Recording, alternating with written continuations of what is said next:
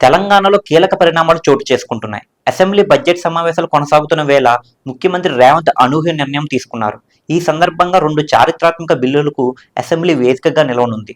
ముఖ్యమంత్రి రేవంత్ ప్రతిష్టాత్మకంగా భావిస్తున్న బీసీ రిజర్వేషన్లు, ఎస్సీ వర్గీకరణ బిల్లులు సభ ముందుకు రానున్నాయి. ఈ రోజు, రేపు సభలో చర్చించి ఆమోదించనున్నారు. ఈ 2 బిల్లుల ఆమోదం రాష్ట్ర రాజకీయాల్లో కీలక మలుపుగా నిలిచే అవకాశం కనిపిస్తుంది.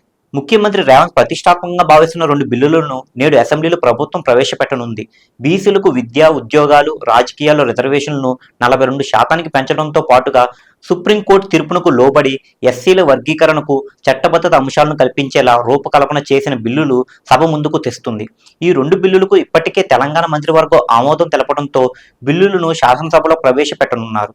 బీసీ రిజర్వేషన్ల పెంపు, ఎస్సీ వర్గీకరణలపై శాసనసభ మండలిలో మంగళవారాల్లో బిల్లులపై ప్రత్యేక చర్చ జరగనుంది. ఇప్పటికే బీసీ రిజర్వేషన్ల అంశంపైన అసెంబ్లీ ప్రత్యేకంగా సమావేశం నిర్వహించింది. తెలంగాణ ప్రభుత్వం బీసీ రిజర్వేషన్ల పెంపు కోసం సామాజిక, ఆర్థిక, కుల సర్వే నివేదిక ప్రకారం బీసీలతో పాటు కులాల వారీగా జనాభా లెక్కలు సిద్ధమయ్యాయి. బీసీల జనాభా ప్రకారం సామాజిక న్యాయం కల్పించేందుకు రిజర్వేషన్లు 42% పెంచేందుకు ఈ బిల్లును ప్రవేశపెట్టనుంది ప్రభుత్వం. ఈ బిల్లులపై చర్చ వేళ మంత్రి పొన్నం ప్రభాకర్ బీసీ ఎమ్మెల్యేలతో ప్రత్యేకంగా సమావేశం నిర్వహిస్తున్నారు.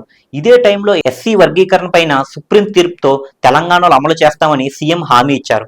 గత 10 ఏళ్లలో కేసీఆర్ చేయలేని 2 ప్రధానమైన అంశాలను రేవంత్ ప్రభుత్వం చేయడంతో ఈ క్రెడిట్ కాంగ్రెస్ ప్రభుత్వానికి చెందుతుందని అటు బీసీల్లో, ఇటు ఎస్సీల్లో కూడా కాంగ్రెస్ ప్రభుత్వం బలంగా తన ముద్ర వేస్తుందని పలువురు రాజకీయ విశ్లేషకులు అంటున్నారు. భవిష్యత్తులో న్యాయ వివాదాలు తలెత్తకుండా ఉండేందుకు ముందు జాగ్రత్తగా ప్రభుత్వం జస్టిస్ షమీమ్ అఖ్తర్ ఆధ్వర్యంలో ఏకసభ్య కమిషన్ను నియమించింది. ఈ కమిషన్ ఇచ్చిన నివేదికలో ఎస్సీ ఉపకులాలను 3 గ్రూపులుగా వర్గీకరించాలని సిఫార్సు చేసింది. ఈ వివరాలను ప్రభుత్వ సభలో వెల్లడించింది. కాగా గ్రూపుల వర్గీకరణపై మరికొన్ని కుల సంఘాల నుంచి అభ్యంతరాలు, సూచనలు రావడంతో వాటిని పరిశీలించాలని కమిషన్ను ప్రభుత్వం కోరింది.